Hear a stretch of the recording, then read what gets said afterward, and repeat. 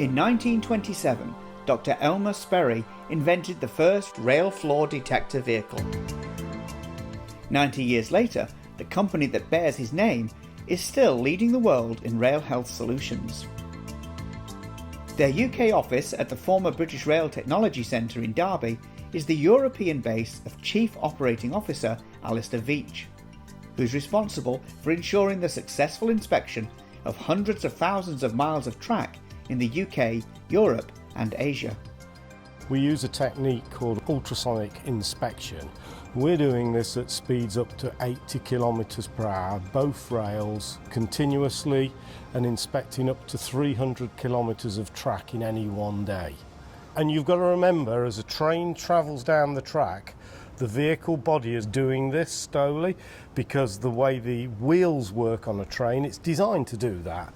But that works against us because we've got to send an ultrasonic signal down the centre of the web of the rail.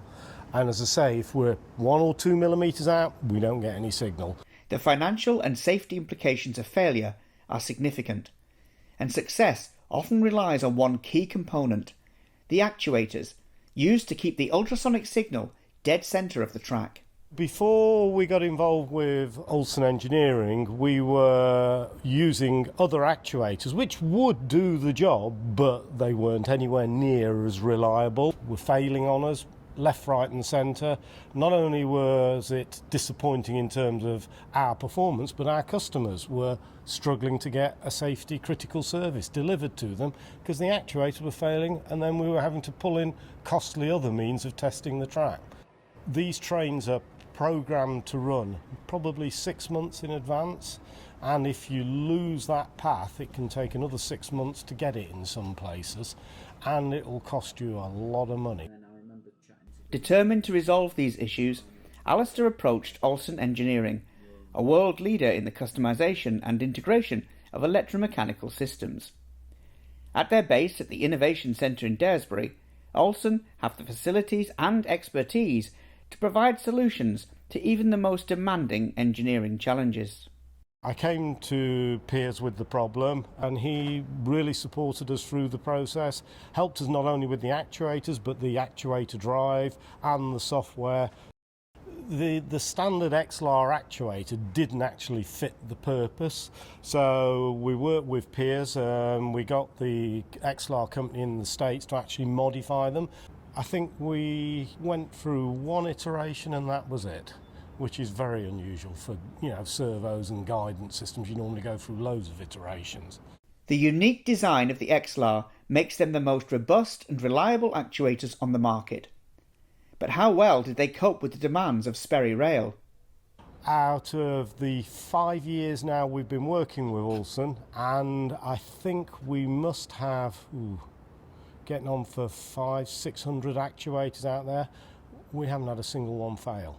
They're still running every day in a very hostile environment, because we actually, in China, we run from a place called Harbin right the way down to the southern part of China and right the way up into Tibet. So we're running from minus 40 degrees C up to plus 60 degrees C in the desert areas.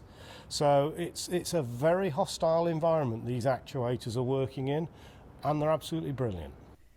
And while delighted with the actuators, Alastair believes his success is down to more than just a great product.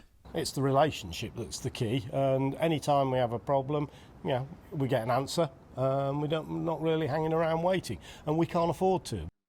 They do what they say, they deliver a quality product, and they're prepared to adapt and help you meet your end goal. The only sad part about it is that they're so reliable, we don't need a massive amount of spares, which is not really helping it.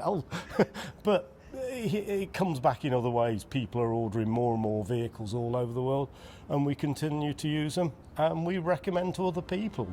It's just in a nutshell, they're a great company. Piers worked well with him and helped me and helped Sperry.